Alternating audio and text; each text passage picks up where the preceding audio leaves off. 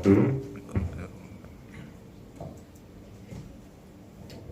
Izinkan Bapak Direktur kami memulai di dalam acara koordinasi dan kunjungan lapangan dalam rangka evaluasi pembangunan infrastruktur prioritas di Provinsi NTB. Yang terhormat kepada Direktur Anggaran Bidang Pembangunan Manusia dan Kebudayaan Kementerian Keuangan, yang terhormat Kepala Pusat Pengembangan Infrastruktur PUPR Wilayah 2 Badan Pengembangan Infrastruktur Wilayah, yang terhormat Kepala Balai Wilayah Sungai BWS Nusa Tenggara yang saya hormati, yang terhormat Kepala Balai Jalan Nasional BPJN NTB atau yang mewakili, yang terhormat Kepala Kantor Syah Bandaran dan Otoritas Pelabuhan KSOP kelas 3 Lembar yang saya hormati, yang terhormat Bapak Ibu Direktur ataupun yang mewakili di dalam lingkup Kedeputian Infrastruktur, yang di dalam hal ini kami juga turut mengundang kepada Direktorat Transportasi, Direktorat Sumber Daya Air, Direktur Regional 2, dan juga para perencana ahli utama di lingkup Kedeputian Infrastruktur.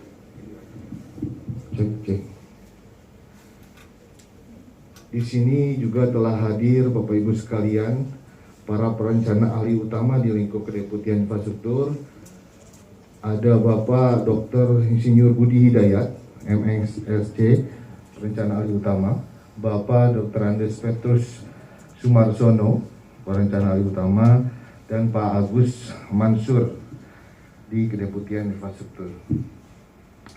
Yang kami telah melihat ataupun juga mengunjungi salah satu proyek strategis nasional di Provinsi NTB, yaitu Bendungan Meninding, yang mungkin notabene jaraknya tidak terlalu jauh dari Pantai Segigi dan Kota Mataram, sehingga nanti kita akan lihat juga beberapa proyek yang nanti akan dipaparkan oleh Bapak Kepala BWS terkait dengan status percepatan proyek strategis nasional ini.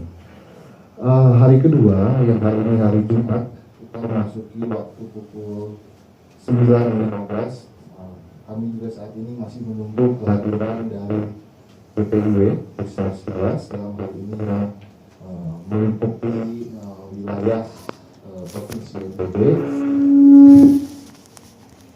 dan juga kami masih menunggu narasumber dari Kepala Balai Pelaksanaan Jalan Nasional atau dalam BPJN NTB Kementerian PUPR. Di dalam rundown kami melihat ada beberapa perubahan adjustment dari terkait dengan paparan, mungkin nanti akan dimulai dan dibuka secara langsung oleh Bapak Sumedi selaku Direktur P3 IPN. Lebih lanjut nanti akan ada terkait dengan ada paparan terkait dengan kegiatan sektor jalan Kepala Balai Pelaksanaan Jalan Nasional. Ingat terdapat beberapa concern Pak Gubernur yang sendiri. Pak Gubernur ini mungkin Pak Direktur kami informasikan juga beberapa kali telah datang dan berkoordinasi dengan Bappenas perihal percepatan pembangunan infrastruktur, khususnya infrastruktur konektivitas di Provinsi NTB. Oleh karena itu kami ingin melihat juga bagaimana usulan-usulan dan tanggapan-tanggapan, khususnya usulan jalan strategis di daerah dan pemenuhan kegiatan anggarannya di tahun 2023. Lebih lanjut, Bapak Ibu sekalian, sebetulnya di hari sesi 2 ini, di hari kedua ini terdiri dari 2 sesi. Sesi pertama hingga pagi sampai menuju sebelum sholat Jumat. Nah, lebih lanjut nanti ada beberapa paparan dan sesi 2 yang mungkin ini akan ada dihadiri antara P3 IPN dengan PMO Kedeputian terkait dengan beberapa penuntasan janji Bapak Presiden dan pelaksanaan IKN, dan juga nanti mungkin akan dihadiri juga oleh Direktur Jenderal Anggaran. Di sesi terakhir nanti akan ada ditutup oleh Bapak Direktur dan diberikan kesimpulan bagaimana kegiatan untuk evaluasi dan koordinasi kunjungan lapangan evaluasi pembangunan infrastruktur prioritas di Provinsi NTB. Sebelum kami mempersilahkan Bapak Direktur, seyogianya sebetulnya undangan kami ini adalah undangan dari Bapak Deputi Bapak Rizal Primana, Bapak Deputi Bidang Infrastruktur atau Sarana dan Prasarana Kementerian PPN atau Bappenas, namun beliau saat ini ada tugas mendadak yang mungkin tidak dapat hadir, dan salam buat Bapak narasumber dan Bapak Ibu sekalian yang baik hadir secara online maupun secara offline. Kami ucapkan terima kasih atas kehadiran dalam rapat ini. Mudah-mudahan di dalam rapat ini atau diskusi ini akan memberikan status progres dari proyek, integrasi dengan kawasan, dan juga bagaimana nanti kita tingkatkan percepatan pembangunannya. Tidak terlepas juga kami di sini juga mengundang dari Kepala Bapeda Provinsi NTB ya. Mudah-mudahan dapat hadir secara online atau offline sehingga nanti akan ditanggapi beberapa masukan khususnya bagaimana interaksi dengan pengembangan daerah ataupun rencana ataupun agenda pengembangan daerah itu sendiri. Di dalam para narasumber, izin Pak Sumedi sebelum nanti ditutup dan dalam. Tapi kami lebih memilih mendengarkan masukan dari Bapak Ibu tentang perkembangan proyek infrastruktur yang menjadi PSN di Nusa Tenggara Barat itu, sekaligus mencari solusi kalau ada permasalahan. Kalau kemarin di Bendungan Metinting ya, itu ada soal blokir ya. Itu juga menjadi catatan bagi kita, terutama untuk Kementerian Keuangan, bagaimana buka blokir itu bisa mendorong percepatan pembangunan selain soal lahan ya, lahan untuk masjid sama kuburan. Nah itu contoh bagaimana temuan di lapangan itu akan menjadi dasar untuk perbaikan ke depan.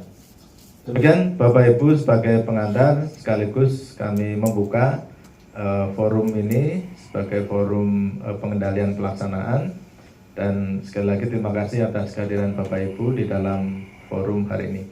Terima kasih. Wassalamualaikum warahmatullahi wabarakatuh. Ini dan juga BPIP juga telah mengeluarkan Permenko ya Pak nomor 9 terkait dengan update proyek PSN Pak. Nah ini proyek-proyek PSN yang terdiri dari 200 proyek ya Pak, dan beberapa program yang merupakan jadi highlight yang perlunya speed up pelaksanaan kegiatan di dalam proyek strategis nasional ini. Ini mungkin yang tadi saya utarakan bagaimana integrasi pendanaan, baik pendanaan APBN, BUMN dan swasta, dan juga tadi keterlibatan Pemda dalam hal integrasi perencanaan penganggaran sesuai PP 17 tahun 2017. Ini tadi mungkin PSN, Proyek Strategis Nasional, janji-janji Bapak Presiden juga perlu disesuaikan di dalam kerangka pencapaian RPJMN, di mana di PSN ini mungkin nanti juga dapat dipaparkan ya Bapak Ibu sekalian terkait dengan PSN. Pak Kepala Balai mohon izin terkait dengan kemudahan ini Pak, kemudahan PSN sesuai PP 42 tahun 2021 ini Pak. Apakah ini sudah relevan, dan juga bagaimana kita menggali meningkatkan kemudahan ini di dalam percepatan pelaksanaan khususnya tadi penyelesaiannya ini.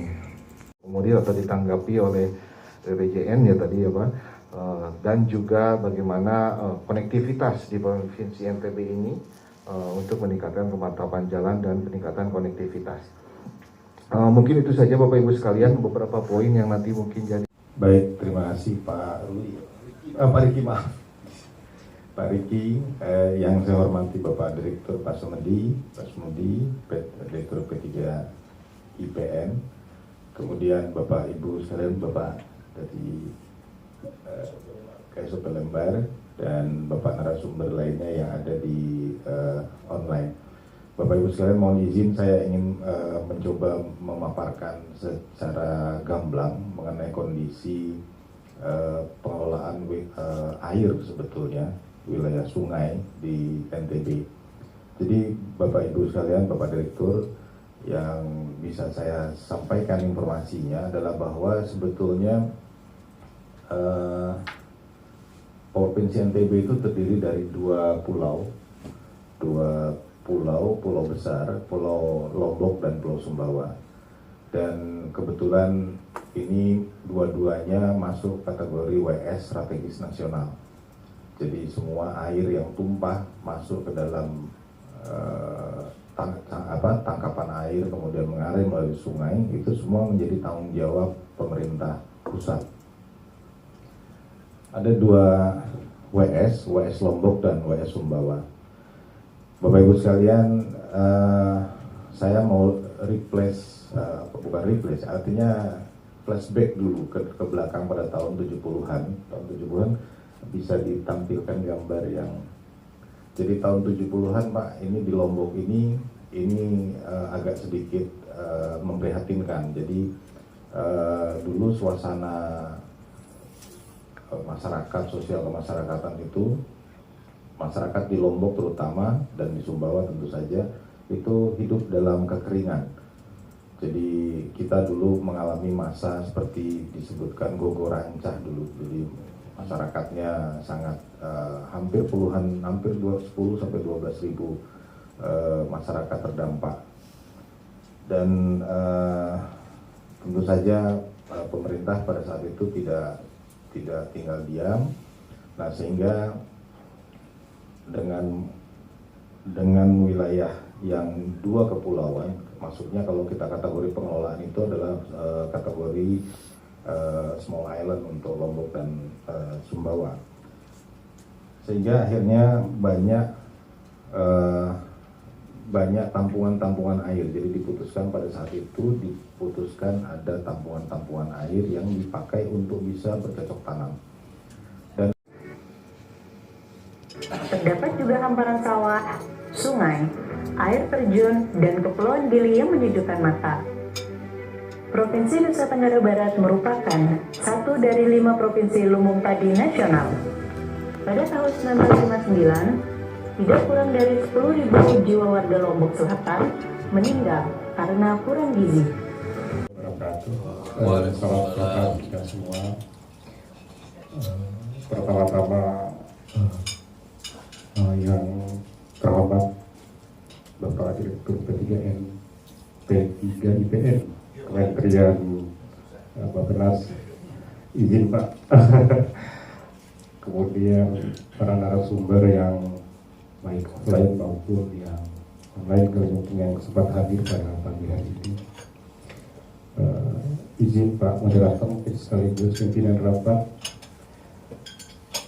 Bapak Ibu yang kami hormati, sebelumnya sedianya Pak Samandar, Pak Kapten Purgana hadir di tempat kita, namun pagi ini jam 9 kalau nggak salah kemarin ada undangan Pak Ibu Wakil Gubernur bersama dengan Pak Kadis terus ke kantor Gojek. Jadi bertepatan dengan itu, jadi kami diminta untuk mewakili beliau. Nama saya Amiruddin, jabatan PKP ahli muda di kantor KSOP kelas 3 Lembar. Izin mungkin kami bisa berdiri di depan aja kali dulu Pak. Ini mohon maaf.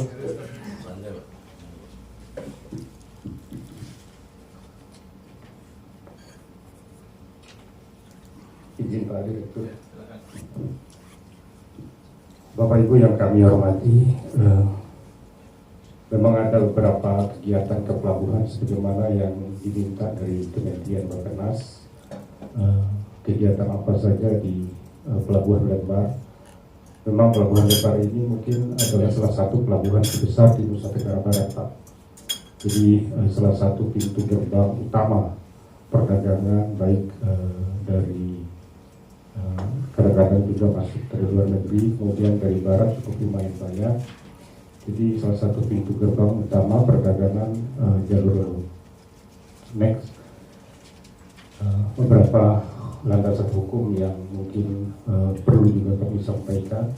Jadi ada Undang-Undang Nomor 17 Tahun 2008 tentang pelayaran, kemudian ada Peraturan Pemerintah Nomor 64 Tahun 2015 tentang perubahan atas Peraturan Menteri Nomor Peraturan Pemerintah Nomor 1 Tahun 2009 tentang kepelabuhanan.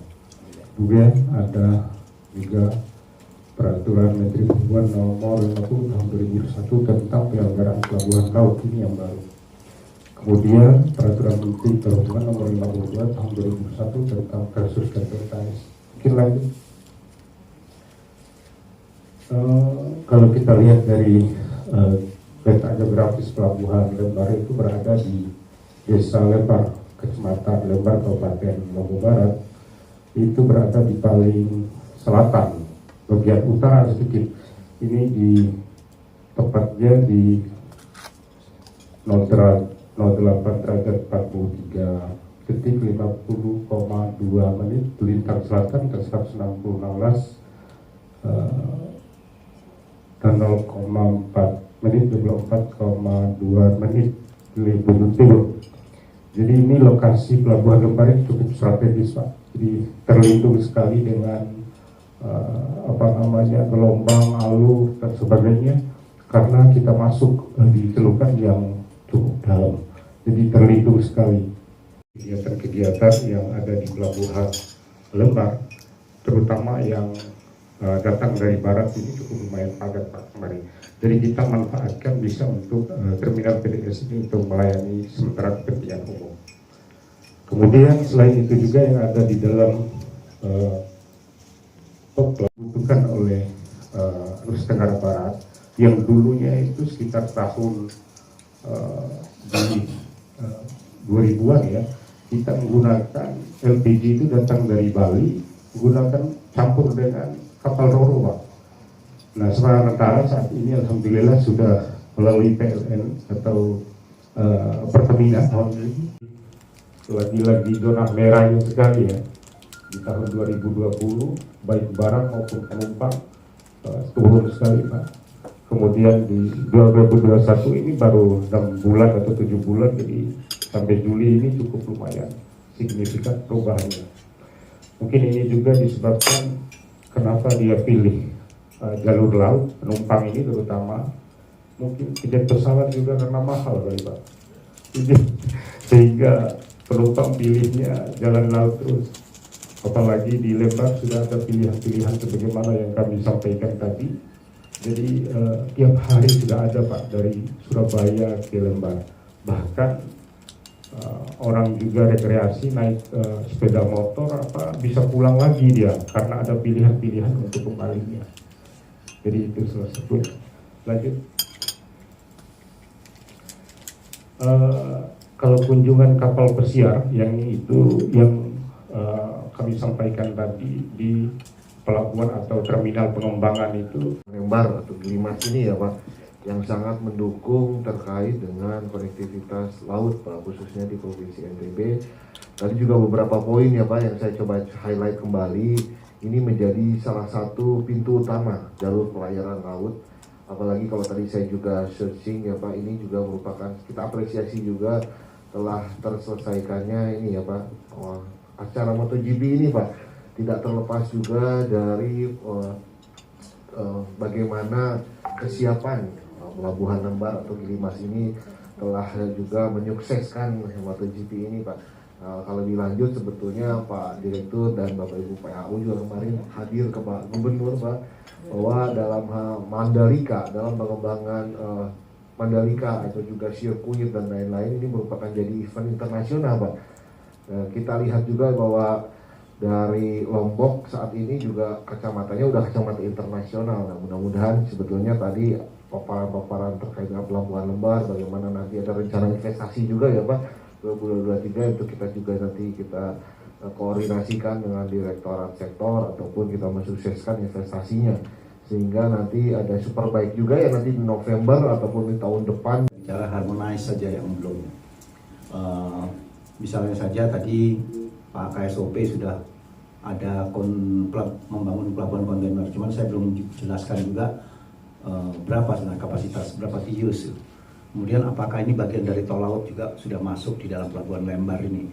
Dan tadi juga belum dijelaskan lebih jauh mengenai masalah tersebut. Padahal tol laut ini adalah program sangat prioritas dari Bapak Presiden. Pribadi dari NTB itu pasti kurang kotanya. Jadi itu juga kita terima kasih difasilitasi dan mudah-mudahan nanti tadi saya bilang itu dari Gili Gede, Gili Terawangan, kemudian ke pulau di Kenanga di Pulau Sumbawa, awal Pulau Sumbawa, jalan lagi dia ke Pulau Moyo, dari Pulau Moyo dia ke Satonda ke Sangiang ke Komodo. Itu jalurnya Pak pariwisata Pak, kapal pesiar.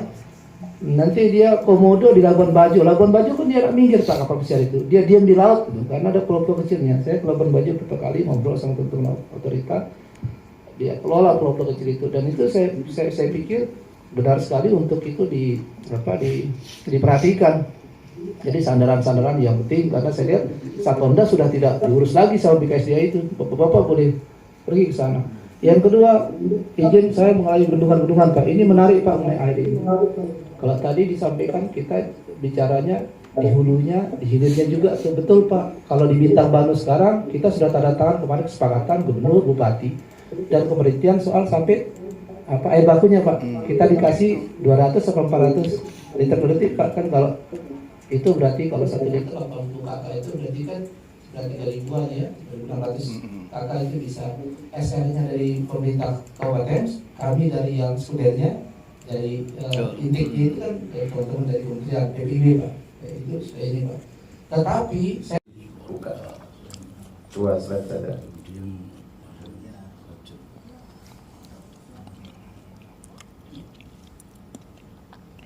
Pengembangan wilayah, pembangunan ekonomi dan infrastruktur itu saling berkaitan. Jadi tadi para profesor sudah menjelaskan bagaimana sinergi keterkaitan antar. Nah di sini mungkin yang perlu kita tegaskan bagaimana kerjasama pemerintah pusat melalui kementerian lembaga, pemerintah daerah dan pelaku usaha untuk penguatan rantai nilai ini. Nah di sini bagaimana tadi sudah dibangun bendungan ya, waduk, embung, jaringan irigasi, itu bagian dari produksi, kemudian nanti masuk ke pengolahan, ada air bersih, listrik, kemudian jaringan distribusi, logistik sampai kepada pasar. Nah ini yang sebetulnya masih harus kita tuntaskan untuk sinergi antara Bina Marga, Cipta Karya dengan perhubungan ya, dan sekaligus juga dengan pemerintah daerah untuk bagaimana memperkuat rantai nilai ini.